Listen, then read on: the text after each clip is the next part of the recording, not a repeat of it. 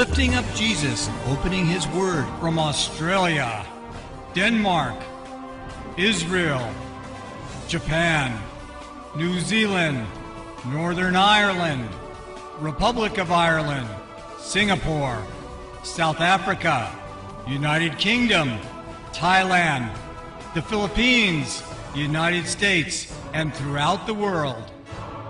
You're watching Royale TV.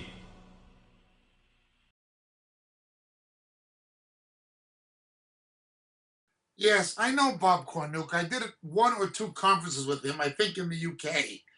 That was myself, him, Chuck Missler, and so forth. I like Bob Cornuke very much, and I appreciate the fact he was one of those who exposed the fraudster, the charlatan, who claimed to have discovered the Holy Ark and Pharaoh's chariots and so forth, Ron Wyatt. He was one of the people who exposed Ron Wyatt. I do not dislike Bob Cornuke personally, and I make no judgments about his motives, none at all. He's a very nice person. And he has made contributions, at least to the exposition of the fraud, Ron Wyatt. Bob Cornuke was from a police investigative background, and that well equipped him to be one of the people who debunked a con artist in the person of Ron Wyatt, who was largely financed by Seventh-day Adventist interests and so forth. Nonetheless, Bob Cornuke has proposed a third theory as to the location of the Second Temple. Now, until now, there have been 2 predominant theories. Why do we even discuss this?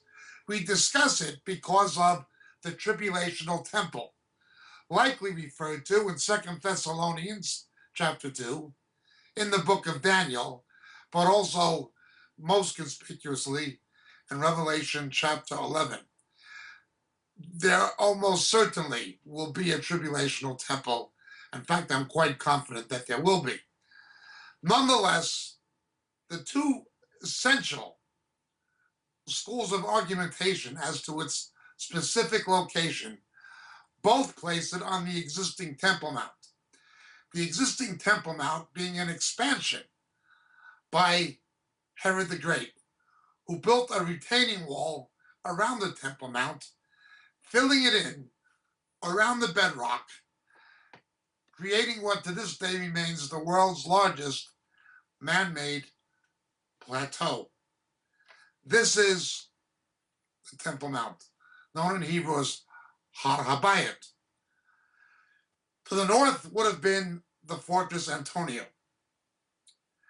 One school of thought follows the not long ago deceased Israeli archaeologist Dr. Asher Kaufman. Dr. Asher Kaufman. Dr. Asher Kaufman would have placed the temple approximately 70 meters to the north of the existing Dome of the Rock, the Mosque of Omar, which has an inscription from the Quran that God has no son, he is not begotten, neither does he beget, which according to John's epistle is a hallmark of Antichrist, denying the father-son relationship, right on the Temple Mount. Dr. Kaufman placed it 70 meters north, and a number of archaeologists agreed with him, others contested it. The strength of his argument archaeologically rests on the fact that Herodian stones were discovered underneath the existing Golden Gate or East Gate, known in Hebrew as Hashar Harakamim, the present East Gate. Those stones were discovered by the Christian archaeologist, Dr. James Fleming. This presents fairly solid support to the contention that the East Gate in the time of Jesus was on the location of the present East Gate. There would have been a bridge crossing to the cleft of the Mount of Olives. The other point of view is the one by Dr. Dan Bahat, who I have met. Professor Bahat was associated with the Department of Antiquities at Hebrew University. Very eminent archaeologist, again, Jewish, but friendly to Christians and friendly to evangelicals. And he has been associated with the model maker, probably the best model of the Temple Mount and Second Temple period Jerusalem of Alex Garrett, which is located in Suffolk, England. Professor Bahat would have placed the Temple Mount where the Dome of the Rock is. His argument is supported by the cleft of the Mount of Olives, where the high priest had to sacrifice the red heifer and look directly through the east gate into the Holy of Holies. This argument depends on whether you believe that the Beautiful Gate was the east gate or the Nicanor Gate, which would have been further to the south. This is the argument. Two main schools. If Asher Kaufman's school of thought is correct, proven to be correct, it would allow for the construction of a third temple without destroying or dismantling the Dome of the Rock. This would appear to fit the prophecies of Revelation 11 that the outer court would be given to the Gentiles until the time of the Gentiles is completed. In any event, these are the two main schools of thought. Bob Cornuke, an associate of Chuck Missler, and again, a nice person, from a criminal investigation background. I do not know if he has a degree in archaeology, frankly. I should know, but I cannot find out. Now maintains that neither is correct, that the temple was located further to the south on the top of what is known as the city of David, today the Islamic village of Silwan, that area. It would have placed it in the area biblically known as the Milu, which I'll explain more in a moment. His essential contention is that the volume of water needed for the drainage system to clean away the blood from the sacrificial rituals that went on continually by the Levites could only be gotten from the spring of Gihon, which of course fed Hezekiah's tunnel and had its point of destination as the pool of Siloam, or Shiloach, meaning apostle in Hebrew, essentially. Shaliach, Shiloach, the one who was sent, called the pool of Siloam in most English translations.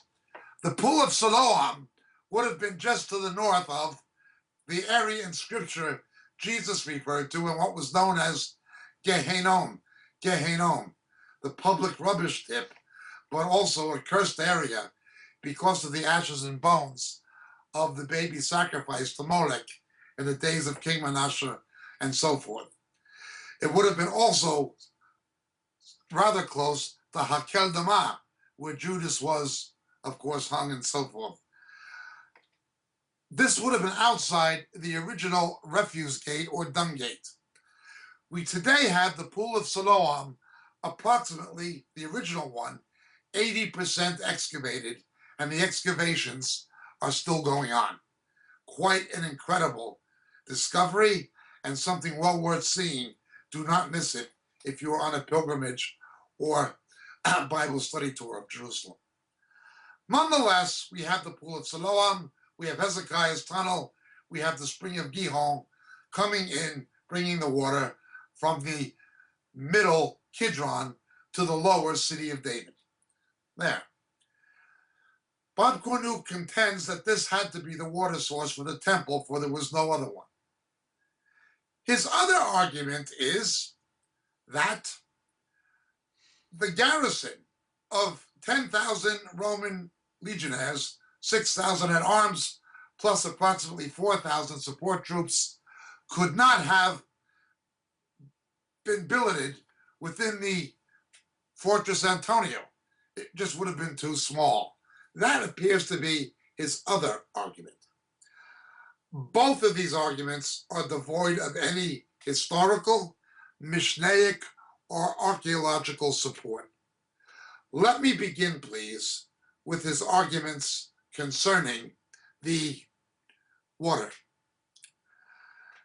It is true that we have the pool of Siloam, the water source From the spring of Gihon, coming from the Kidron through Hezekiah's tunnel, excavated, you can walk through it. I've been in it.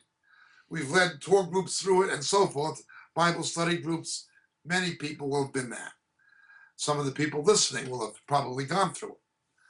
That is very true, but that is only true for the city of David.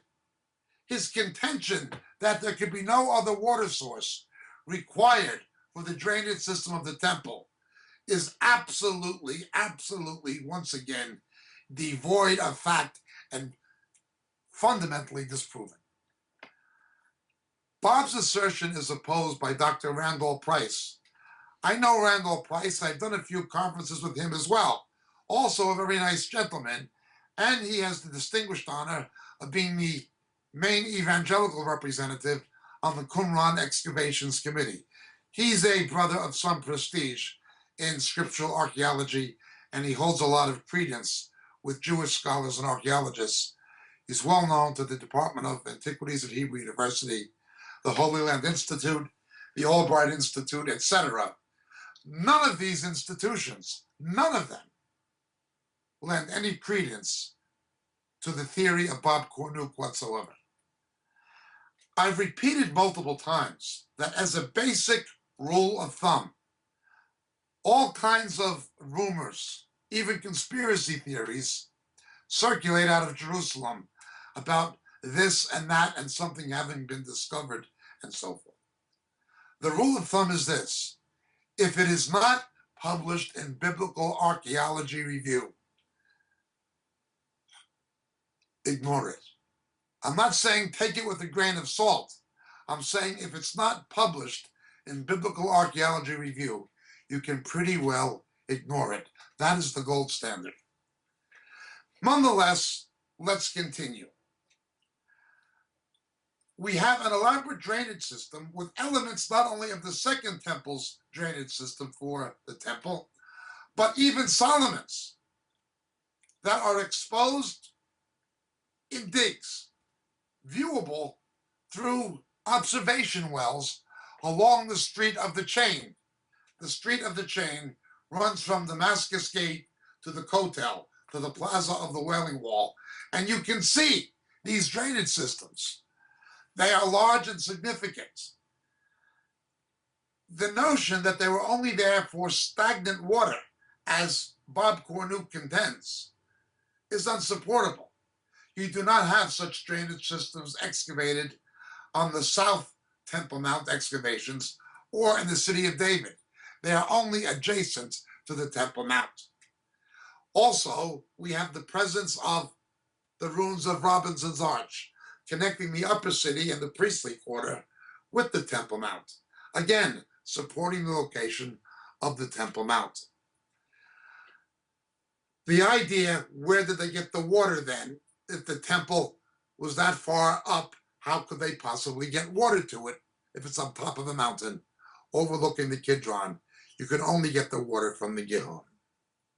This is utter nonsense. If you were to go to the present Kotel, that is the plaza in front of the Wailing Wall, the western retaining wall of the Temple Mount. And again, the size of the Herodian stones gives us a picture of what Jesus was referring to when the apostles were commenting on the size of the stones. The largest stone of the temple was substantially bigger than the largest stones of the Great Pyramid of Cheops. Today, even in the Wailing Wall, there is one stone 44 times heavier than the largest stone found in the Great Pyramid at Giza. Why would you build a retaining wall when there was nothing up there? Nonetheless, let's begin at the Kotel, that is the Wailing Wall. Adjacent to it is an archaeological tunnel. It actually does have passageways that are secret because of the political sensitivity of some of the digs, allegedly terrestrially going underneath the Temple Mount, being subterranean, closed to the public, branching off of the rabbi's tunnel's entranceways. There's a cluster of chambers as the entrance foyer into the rabbi's tunnel itself. This is the story. It may be true. I believe there's at least an element of truth to it. Nonetheless, the rabbi's tunnel is open to the public. You walk through it. It comes adjacent to the area where Asher Kaufman would have placed the Holy of Holies, something today underneath the Dome of the Spirits. It has an Arabic name, the Dome of the Spirits, which was where the bedrock met the filled-in area of the Temple Mount on the plateau, which is where Asher Kaufman would have placed the Holy of Holies, and it's marked in the Rabbi's Tunnel. It runs from south to north, parallel to the Wailing Wall. In fact, it's a continuation of the Wailing Wall. As you walk along it and through this rather dark and narrow tunnel, you proceed north to the area where the fortress Antonia was. When you get to the end of the Rabbi's Tunnel, before exiting on the present Via della Rosa, which was almost certainly not the biblical one, but when you exit on the Via della Rosa, you do so not by coming directly out of the tunnel. You need to venture through, walk through a huge underground cistern reservoir that dates back to the Hasmonean period. A huge underground water storage facility. Still there, you walk through it and you see its dimensions when you exit the Rabbi's Tunnel. When you come out of the Rabbi's Tunnel, underneath the area, archaeologists tell us, was the location of Fortress Antonio. And again, these things are supported by the descriptions of both Josephus and the Mishnah and the New Testament. When you come out, the Gospel records, when you come out onto the present Via della Rosa, near the 2nd century reconstruction of the Ecce Homo Arch, you will come to the area known as the Lathasastrasse, You can see the etchings in the stone of the 10th Roman Legion where they played the circle game with dice, gambling for Jesus' clothes. We do not know if these are 1st or 2nd century inscriptions or a 2nd century reconstruction of 1st century inscriptions using or reusing the same stones, which is very typical in Israel, particularly in Jerusalem. Nonetheless, we're reasonably assured this was the location of Fortress Antonio. In fact, it's proven. It's proven. It's proven. If you were to make a right onto the Via della Rosa a short distance, approximately 160 meters, let's call it 180 yards, not more, you would come to a courtyard with a Crusader church called St. Anne's. Built in Crusader times for its acoustics. It's rather amazing that something could be built so long ago and have perfect pitch acoustics in its reverberation due to the type of stone used and also the contour of the architecture. Pilgrim groups, Bible study groups go in there and sing hymns, and it sounds quite beautiful, sung archipelago. It's run by French-Canadian monks. It's a Catholic place, but directly on back of it is the well-excavated, the very well-excavated Pool of Bethesda, House of Grace, where the hospital was from John chapter 5. This pool is more than 6 times the size of the Pool of Siloam. This is more than 6 times the size. Even closer, slightly to the east, would have been something known as the Pool of Israel, still not excavated, but we have Mishnaic references as to where it was, adjacent to what was then the Sheep Gate. The Sheep Gate. That would have been the gate that the Israeli paratroopers entered approximately the same location, not the same gate, but approximately the same location, where the Israeli paratroopers entered in 1967, capturing the old city and the Wailing Wall and the Temple Mount. This pool was more than 10 times the size of the Pool of Siloam. Not only that, but we also have something near the Tower of David, the Citadel of David, which would have been the Herodian palace, where one of the trials of Jesus would have taken place, according to the Gospels, with this Hezekiah's pool. This is elevated in the new quarter, as it was called then, which was the northern side of the upper city, and a downgrade could have brought that water easily into the Temple Mount. Nonetheless, the most likely source of water for the Temple Mount were the large pools of Israel and Bethesda, or what fed them, a tributary of the brook of Kidron, coming from the upper Kidron Valley, known in Scripture as the Valley of Jehoshaphat, Jehoshaphat. You can look at this on any Second Temple period map of Jerusalem in the time of Jesus. There's not an archaeologist who doesn't know these things. The fundamental premise of Bob Cornuke, that the water had to come from the spring of Gihon at a more southern point, is absolute nonsense. Water was much more plentiful on the northern side. The pools were bigger and more robust. We even have a cistern that you can walk through. That's Hasmonean. That was pre-Second Temple period and existing there in the Second Temple period. The size of the drainage system shows the volume of water being moved was considerable. It wasn't just stagnant water. This is bogus archaeology.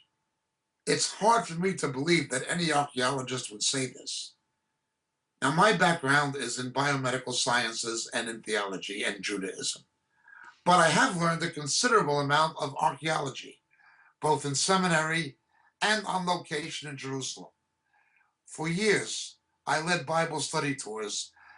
I knew many Israeli tour guides, but not only tour guides trained by the best archaeologists, and I've met some of the best archaeologists, including Dr. Dan Bahat. Dr. John Wood has another evangelical archaeologist. Nobody lends credence to what's being maintained by Bob Cornuke. Chuck Missler does, some other people may do, but nobody working in archaeology or serious Second Temple period history lends any credence to it. His arguments about the size of the fortress Antonia and its incapacity to garrison 10,000 legionnaires with their support troops is again spurious, baseless. When we read Josephus' Wars of the Jews, we know what happened. There was a convergence of elements of the 10th Legion. Some of them had fought in Galilee. Some, in fact, a main body of them were garrisoned on the coastal port city of Caesarea Maritima, a far bigger city than Jerusalem, where Pontius Pilate had resided during the time of Jesus. These converged on Jerusalem for a siege. They were not garrisoned inside the fortress Antonia. When we read the Wars of the Jews, Jerusalem was surrounded in direct fulfillment of the prophecies of Jesus. We know there were garrisons on Haratzofim, Mount Scopus. That is the northern peak of Har Zayatim, the Mount of Olives. The Mount of Olives is divided between the main peak on the south, then there is a gulch, and then there is Haratzofim, present location of the main campus of Hebrew University. That area, overlooking the valley of Jehoshaphat, that is the upper Kidron. We know that was the Roman observation point. That's why they call it Mount Scopus, looking out. The Romans are actually able to see over the walls into the city of Jerusalem. You can visit that area today. There's a large public observation deck near the British War Cemetery from the First World War, in the time of General Allenby. You can go there and see for yourself exactly what Josephus described. The headquarters of Titus was on the west side, near the present King David Hotel. That had been the headquarters not only of Titus, but of the British Mandate government that was blown up by Menachem Begin and Etzler Tzvi Lumi during the Israeli War for Independence and the events or just before it. The area around the King David Hotel. The area today is called Mamilla. There's a shopping mall, hotel, and so forth leading up to the King David Hotel. And across the street is probably the nicest and most elaborate YMCA in the world. That whole area was a huge Roman garrison, according to Josephus. To say that these had to be stationed in the Fortress Antonia is crazy. The Fortress Antonio had at one point had to be abandoned by the Romans. They were not there. This is silly. It is silly what he's saying. Now, this has caused considerable contention. I believe some of it may become personal between Randy Price, Dr. Randall Price, and Bob Cornuke. That's unfortunate, and I don't wish to be party to any personal disputes or arguments. I'm simply dealing with historical, Mishnaic, and archaeological facts. Going back to the archaeology, not only is the pool of Shiloach, 80% excavated now, and again, you must see it if you're in Jerusalem. But what's also excavated is living proof of the historicity of John 7. The processional stairway from the pool of Siloam up to the Temple Mount, where the Simcha Beta Shoeva ritual of pouring the water out on the Temple Mount would have taken place, with the Levites leading the procession. It was against this background that Jesus said, I will give you living water in John chapter 7. Totally excavated. You can stand at the base of it and look up to the Temple Mount or just outside of it. Between the Temple Mount and the city of David is the area filled in by Solomon, called the Milu.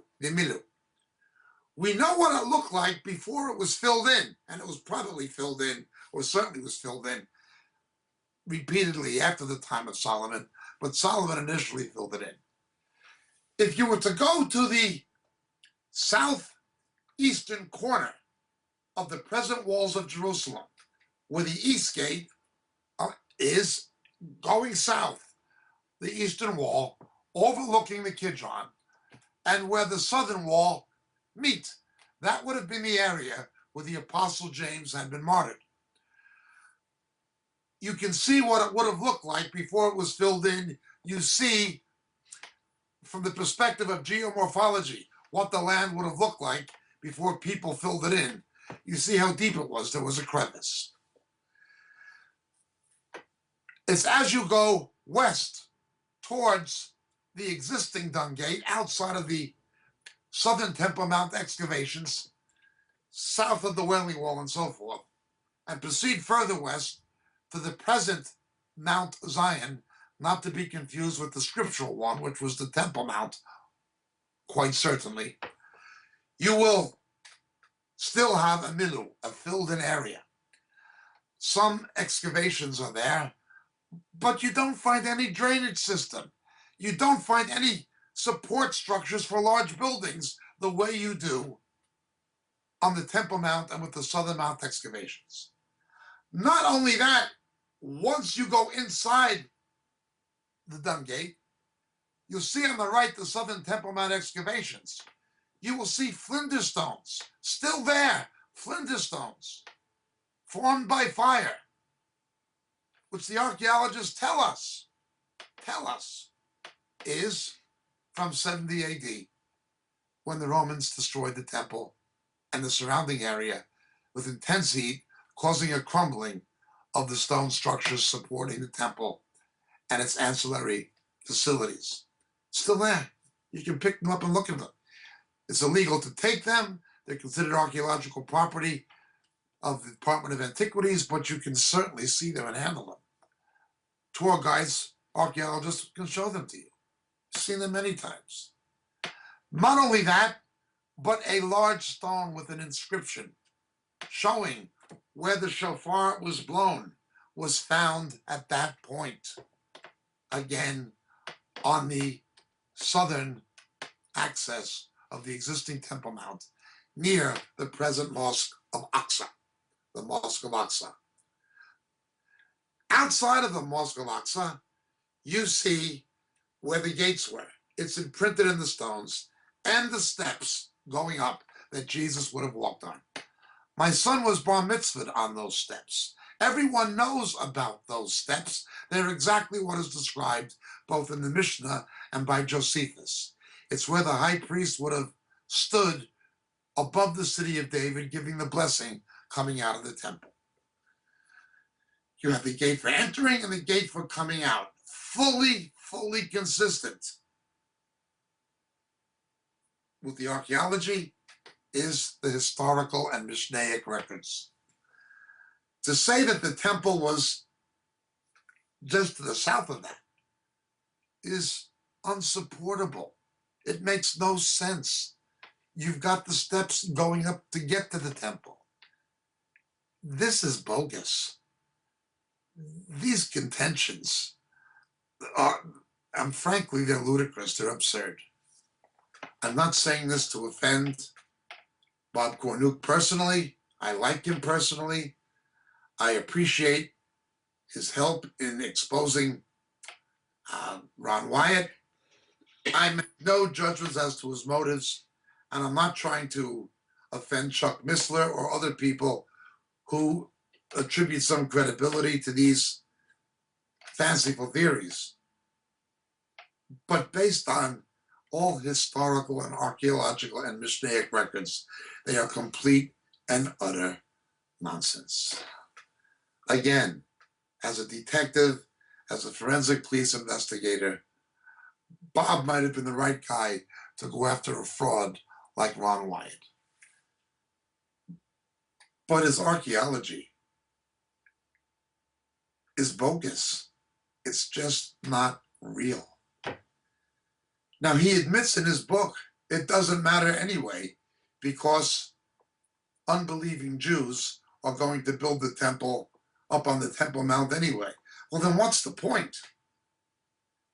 Nonetheless, what he says, it cannot possibly be right. It cannot possibly be right. These prophecies of Daniel 9, of 2 Thessalonians chapter 2, and of Revelation chapter 11, and of the book of Ezekiel are very, very important in future prophecy. They're important in contemporary events in the Middle East, setting the stage for future prophecy to be fulfilled. They're not something to be handled lightly or made light of, dealt with in an irresponsible, academically unsupportable manner.